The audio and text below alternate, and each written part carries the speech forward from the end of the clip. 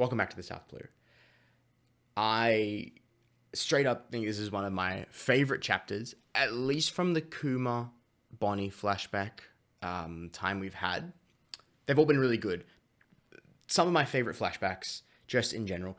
This one, I think this is the one. This is a really interesting one.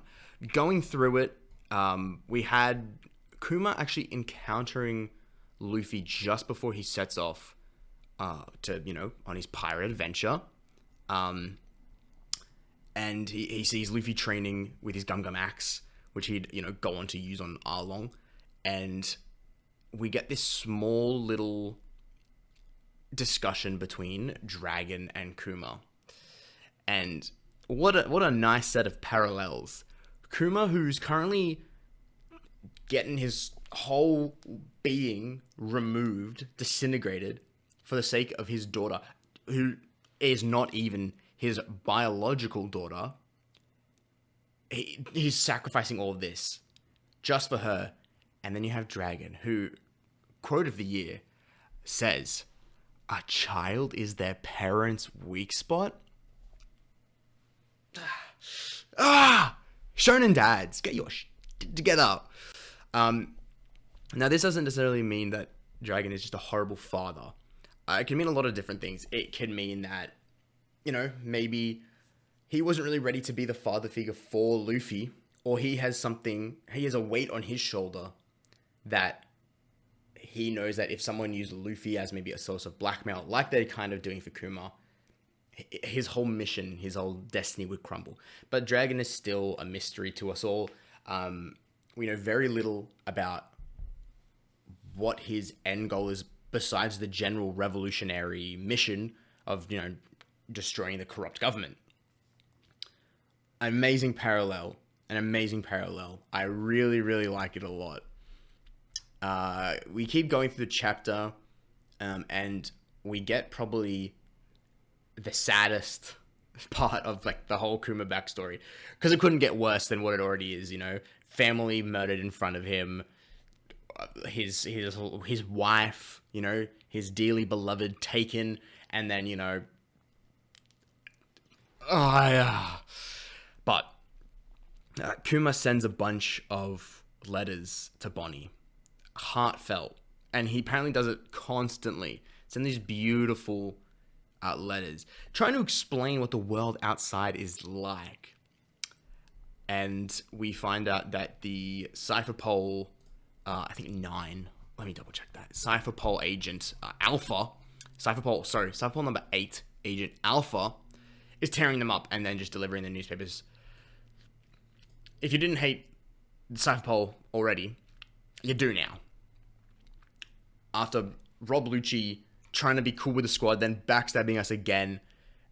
The only good thing from Cypher Pole is Stussy. That's it. And we do see some Stussy in this, which is awesome. But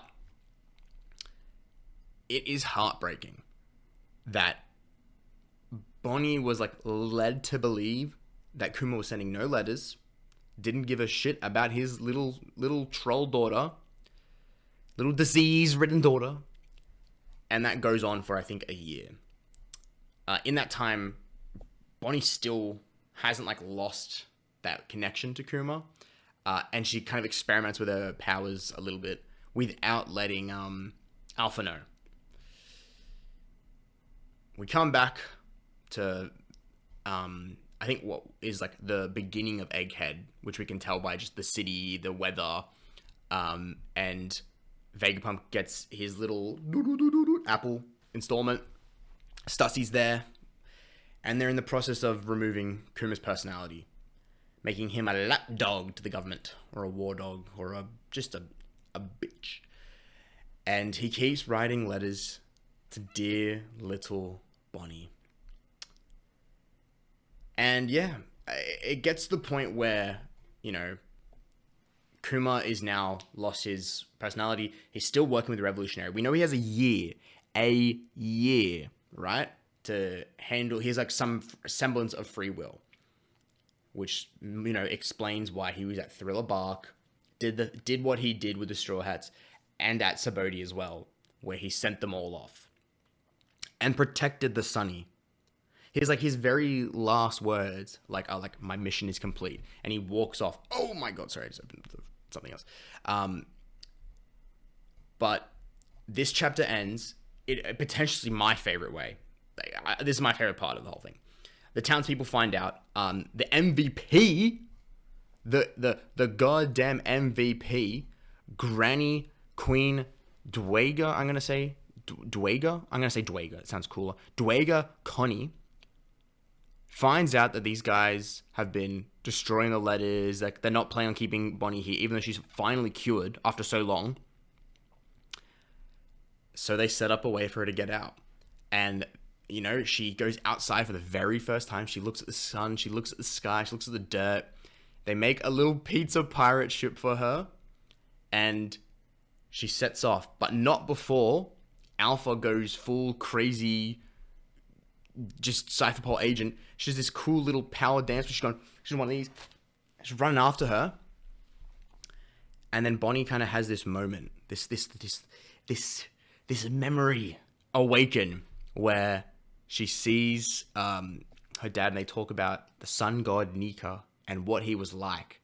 And Kuma's like, I don't really know what he looks like, but I know he was all rubbery. He could do anything to his body. And Bonnie pulls out a move, which is being fan translated at the moment. I will have a look at the official translation. Distorted future. Gimme a Nika-ish future. And she essentially looks exactly like Luffy. She's doing a gear third. She clocks Alpha in the face. Looks like, doing hella damage. And you know what I thought? Oh my god. How is this not reminiscent to Luffy on his little boat, clocking the sea monster right in the face? That first initial set off. And the narration that happens is literally like Luffy and the others. Her vessel would gain fame. It would go from a humble fishing boat to an infamous pirate ship in the new era. Man, I love it. I love it. I really love it. Okay, look at this. I got a little something. No, oh, don't look at that. I got a little something. I'm going to start collating all of my little thoughts, my little theories, just how I feel on this little whiteboard here, all right? My One Piece mega super duper uber theory board. Ooh. So, let's get straight into chapter 1101. Let's start with our MVP.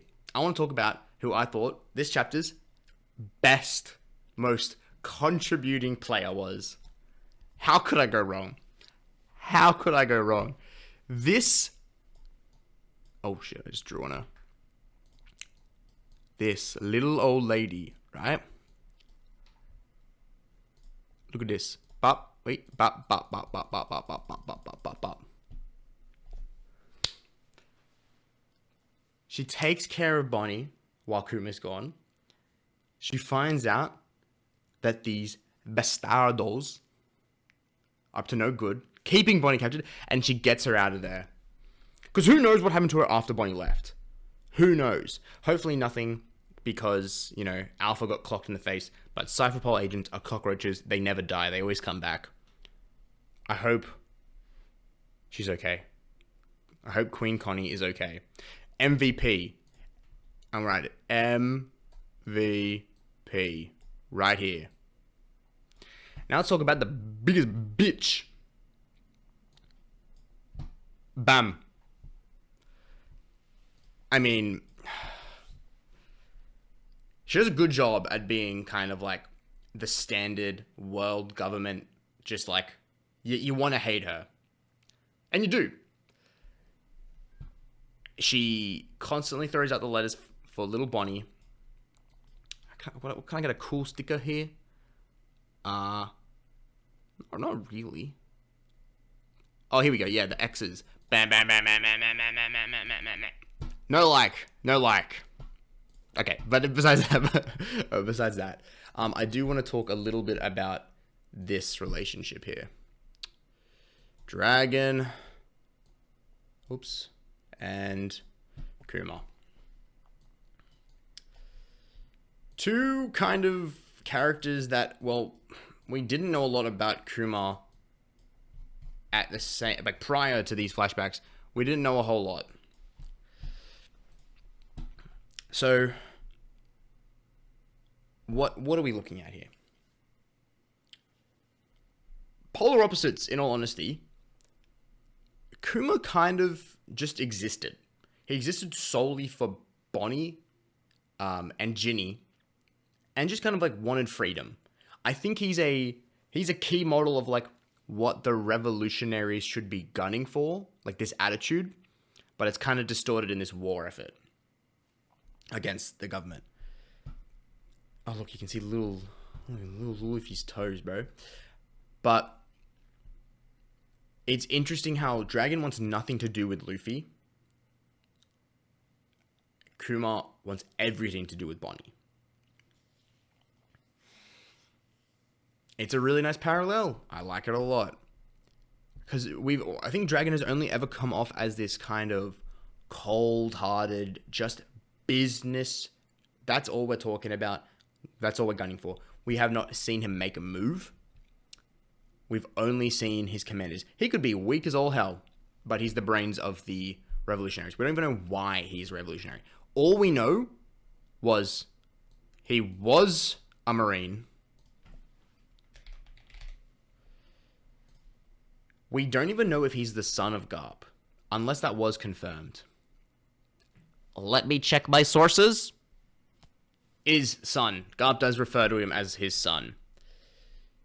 The mother must, like, surely play some important part. But let me write that in. Son of Garp. That's all we know. This is really it. And wind power. That is all we really have on Dragon. We know nothing. I'm really hoping next year is the year of Dragon.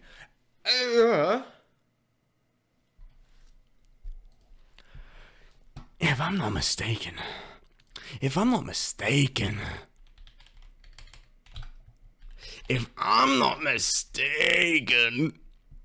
I'm gonna take a little screenshot right now.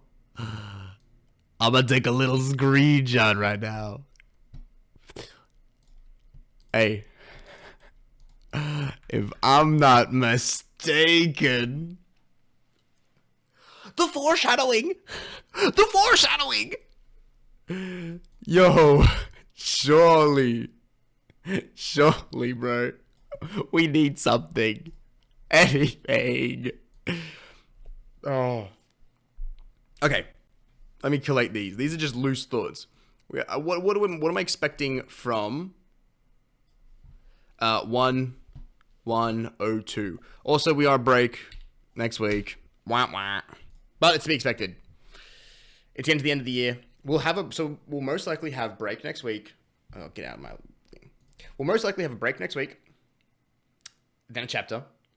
After that, it's probably going to be the Christmas break if we don't get a chapter during Christmas. Because I think I just read My Hero and the next one is on Christmas Day getting released.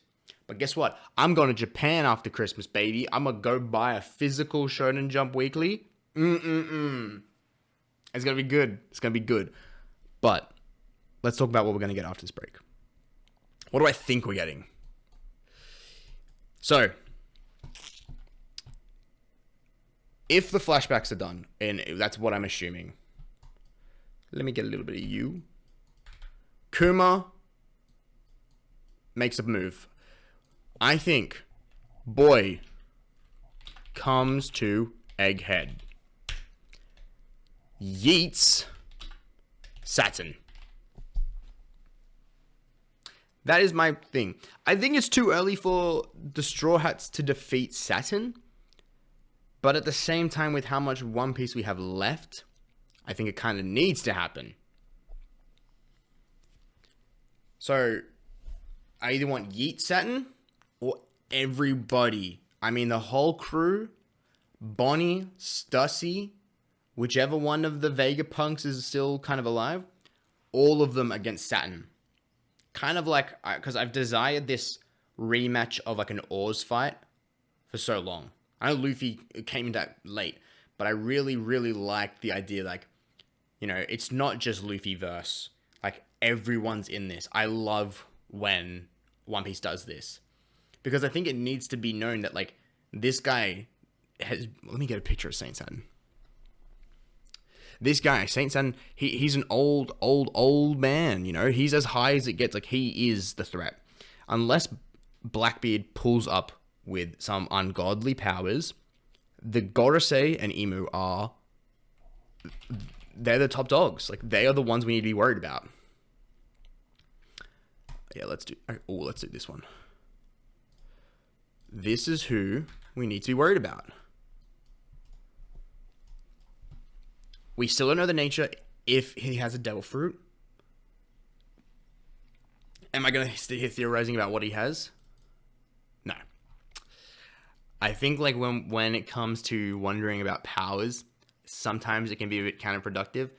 I think the best bet, and I've seen a lot online, is the 6 yokais, and that, like, they all match with something there. Whether it's like the demon model, etc. But he's a problem nonetheless. He has this aura around him that people's heads just blow off. They just die. He's crazy. So that's why I think this kind of happens. He goes here, and then he goes, I don't know, back to Mary Joey's. That's actually more likely. He was just there. Mary Joey's. That's my prediction. If it's not next chapter, this is what I think the end goal is. Because we know we have the lineup of all the Marines outside Egghead. Oh, I don't know what chapter it's from. We got shown that in the fleet, there's like 10 Marines there.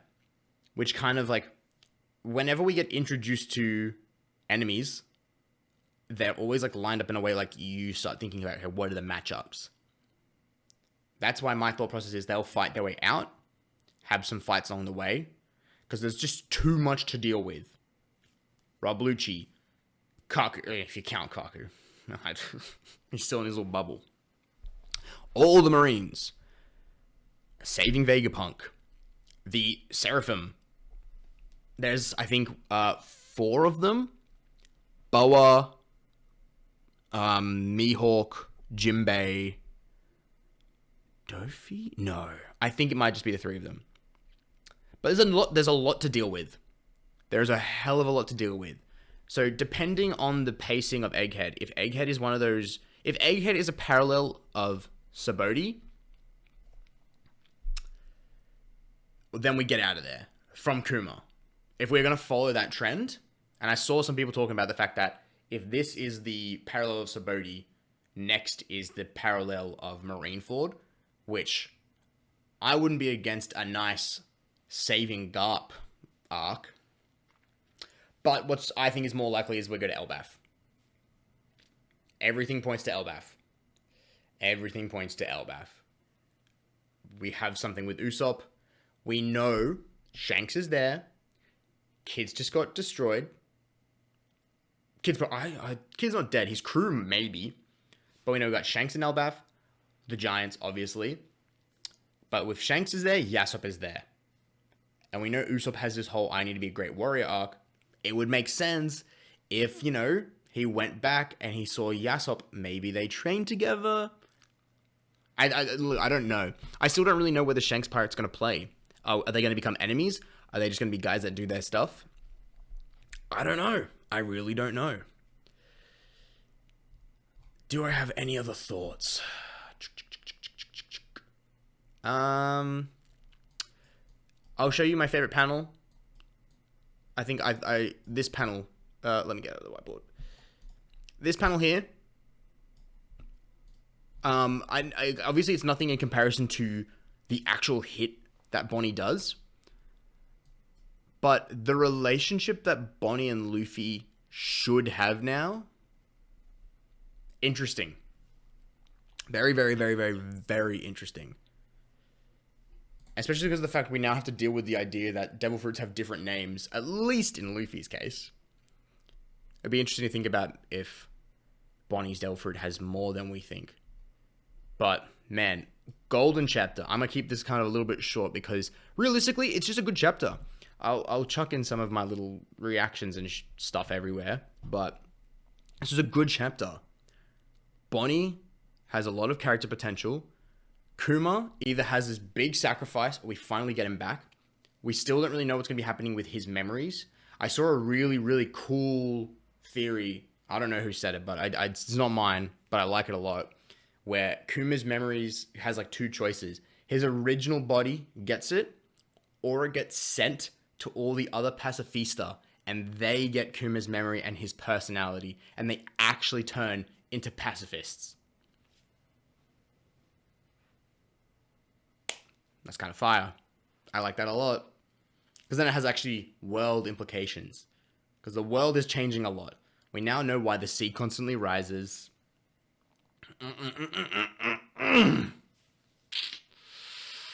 A lot's happening. The One Piece world is changing. The One Piece world is changing. But I'm going to keep it there.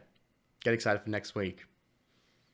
I'll do some video in between when we have no break, if I feel like it, but thank you for watching the South Blue. I'll see you next time.